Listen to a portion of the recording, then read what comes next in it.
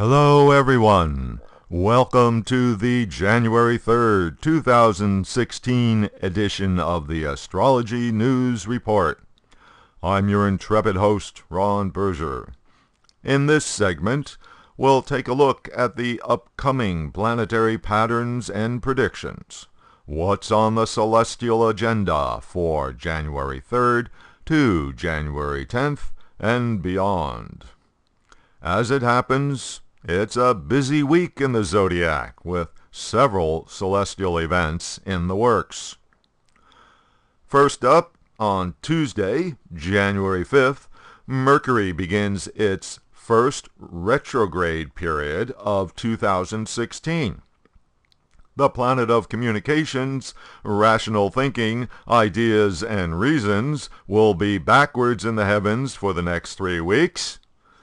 What a way to start the new year. The usual Mercury retrograde precautions should be observed. Be ready for misunderstandings, delays in communications, mistakes in transactions, malfunctions with equipment, and so forth. Mercury will begin its retrograde phase in Capricorn, and then back into Sagittarius on January 14th. Mercury retrograde in Sagittarius puts emphasis on the Sagittarian predisposition to be attached to one's own ideas and reasons, even if those reasons are backwards. Also, note that now, from its position at 7 degrees Libra, Mars is exactly 90 degrees behind Mercury as Mercury goes retrograde. The square aspect of Mars puts the planet of thinking under additional pressure and makes the beginning of this retrograde period more fraught with problems than usual. It's the planet of impatience and anger, impacting the planet of rational thinking and communications, which is already behaving irrationally. Mercury's retrograde period lasts for 3 weeks, ending in the last week of January. Mercury will resume normal direct motion at 20 degrees Sagittarius on January 25th. So, by the end of the month, Mercury's significations will be back to normal. On Friday, January 8th, Jupiter begins its 4-month-long retrograde period. The planet of opportunity, prosperity, wisdom, truth, and so on, will be going in reverse for the next 4 months until May 9th. Jupiter's significations will be delayed and distorted while the planet is retrograde.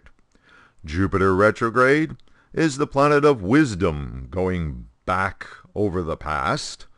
Translation: a good time for finding wisdom in the past. In other words, self-reflection. Jupiter, as the planet of opportunity, when retrograde, indicates finding opportunity in the past. In other words, potentials that did not initially pan out for you may be worth a second look now. On the same day that Jupiter goes retrograde, the nodes change signs.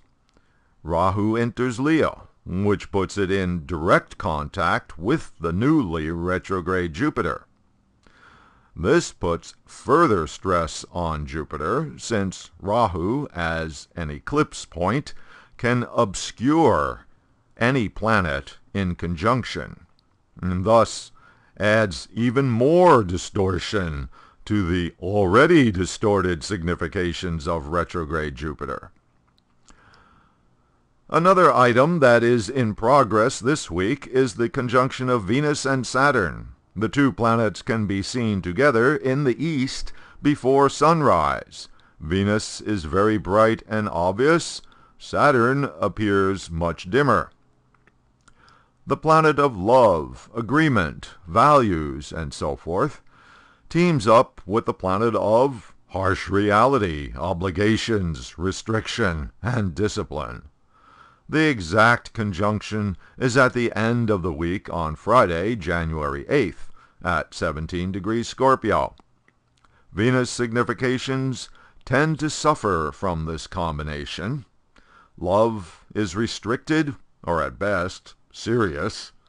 Negotiations are difficult. Financial markets head downward. The nodes, Rahu and Ketu, change signs this week. The moon's nodes travel backwards in the zodiac, entering from the end of the sign. Rahu, the north node, is entering Leo. Ketu, the south node, is entering Aquarius. The nodes spend about a year and a half in a sign, so when they change signs, it's a fairly significant astrological event. Rahu is an indicator of desire and urgency. Leo is the sign of leaders and governments. Rahu's signification of ambition in the sign Leo means that leaders and governments will be more ambitious, which can lead to more opportunity for conflict.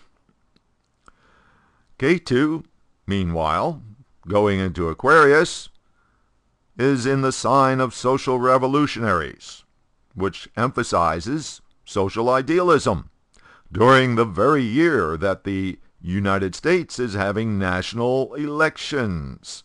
Naturally, we have candidates who represent social idealism from both sides of the political spectrum. And one more thing. Saturday, January 9th, is the new moon. The first new moon of the calendar year is in Sagittarius at 25 degrees.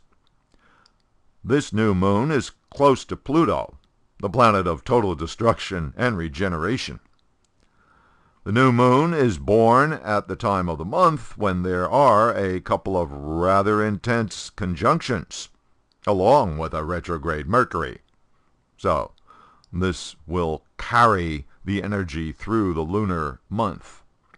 In the Hindu calendar, this is the month of Pushya, named for the nakshatra of the full moon, Pushyami, which will be on January 23rd. Pushyami is considered to be an auspicious nakshatra, good for most things, except marriage. But, again, the condition of Mercury and Jupiter both being retrograde makes this month not so good for initiating important endeavors. Okay, that's it for this week's look at what's happening in the heavens. Thanks for visiting astrologynewsreport.com. I'll be posting updates during the week, as usual, on Twitter at Astro News Report.